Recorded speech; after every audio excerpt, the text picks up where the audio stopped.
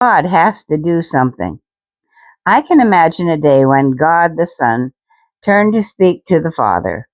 There was grief on his face, and his voice sounded troubled.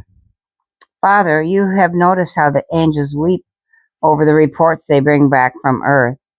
It seems our adversary has persuaded most of the people to go his way. Yes, son, it pains me to the heart. It makes me sorry I ever created man, for his thoughts are only evil continually. We may have to wipe the people out and start all over again. But first we will warn them and give them another chance to repent. Go, son. See if you can find a strong young man who will give the people our warning message. And of course the son immediately responded and soon was on his way. It probably wasn't long before God the Son returned from his mission. His face wore a pleased smile. I found a man, Father. His name is Noah. He is young enough to be strong, and he is faithful. I gave him full instructions on what to do and say.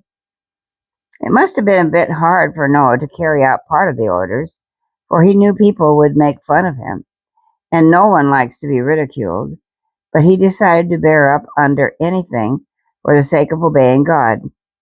He knew it did look foolish for him to build that huge houseboat up on a high place miles away from any lake or river, but that would make people curious and they would come to see the boat.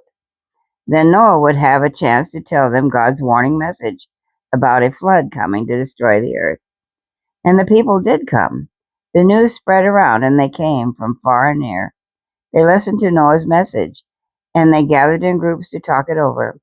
The whole countryside was buzzing with excitement. I think Noah has gone crazy, said one. It's a pity, too, for he was always such a good, sensible man. No, I don't think so, another said thoughtfully. I believe there is something to it. You know how terribly wicked the world has become. Maybe God is going to do something about it.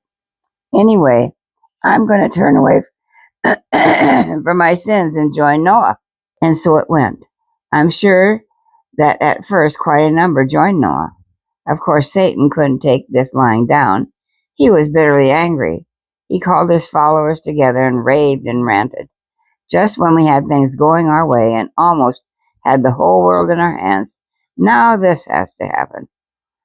And I'm warning you, we don't know what God has in mind. He may intend to destroy us along with the people. So fight for your lives, fight for your lives. And they did just that. It was a battle to the finish between good and bad angels, each striving to win the hearts of men. As the years went by and nothing unusual happened, many decided there was nothing to Noah's message. Besides, they couldn't stand being teased and ridiculed by their relatives and friends, so they gave up and went back to their old ways. Some went to their wisest teachers and scientists for advice. What do you think of this man Noah and what he is teaching? Why, I wouldn't let it worry me in the least. Noah has been threatening us with that flood for 100 years, hasn't he? And what has happened? Nothing. Everything goes on just as it always has. And what's more, it can't happen. It is contrary to the laws of nature. So don't take Noah too seriously. In spite of the discouragements, Noah kept on working, and he stuck to his message, no matter what anyone said. Nearly 120 years had dragged by. One by one, the good people had died, and the rest had abandoned him to return to their old ways. Only a short time before the ark was finished, Noah's grandfather, Methuselah, died. So no one was left to finish it but Noah and his boys. One day, news got around that the ark was finished. I imagine everyone was curious to see it, or perhaps they had a big holiday, like going to see an exhibit at the fair. Perhaps they looked inside the ark and wondered at all the little cages and pens. What could they be for? And the tons and tons of hay and food. They shook their heads. It surely was puzzling. As Noah looked upon the crowds, his heart ached for them. It was their very last chance. Once more he begged and pleaded with them to turn to God. Satan and his angels rushed around like madmen to keep people from paying attention, and they just hooted and jeered. But look, what strange sight was this? Suddenly, wild laughter was shocked into silence, and every heart stood still. Even Satan, his angel, stood petrified with foreboding. A long procession of animals came quietly marching from the woods and straight into the door of the ark, guided by unseen angels. A rushing sound was heard overhead. Flocks of birds flew in at the door. Noah arranged them all in their places. Then he moved his family in. The watching crowd saw a streak of light flash down from the sky and hover over the door as it slowly swung shut. An angel had locked the door. The crowd stayed to see what might happen next.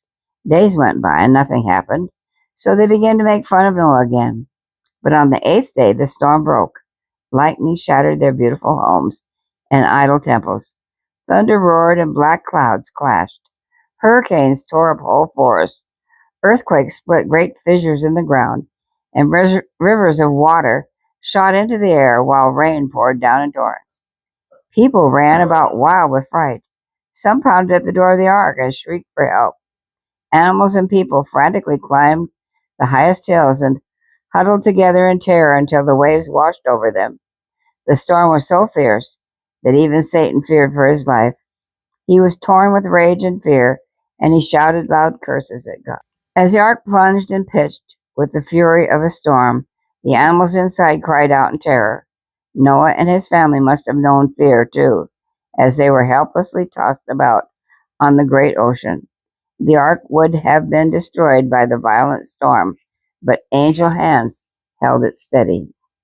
Finally, it was over, but oh, what a changed world they saw when the angel unfastened the door and let them out. Mud, rocks, and barren earth as far as they could see. The only bright spot was the rainbow, which God says was to remind them he would never again destroy the entire earth by flood. Only 8 people in the whole world. How small and helpless they felt. They were afraid among all those big wild animals, so God said he would cause dread and fear of man to come over the animals, and so it is to this day. Now they had to get right to work, for everything needed doing, but first of all, they took time to worship God with an offering of thanks for saving their lives and to ask his help in their work. Dick was wondering about some things. Aunt Trudy, can we tell now that there was a flood? I've heard some folks say that is just a story. Yes, Dick, all over the earth there are signs of water having been there. Shells are found in high mountains areas, and tremendous forests buried in underground made our coal and oil. Everyone admits water has been over the land, but there are different ideas about what happened. People argue and make up various theories. When we accept the Bible's explanation, it is all so simple to understand.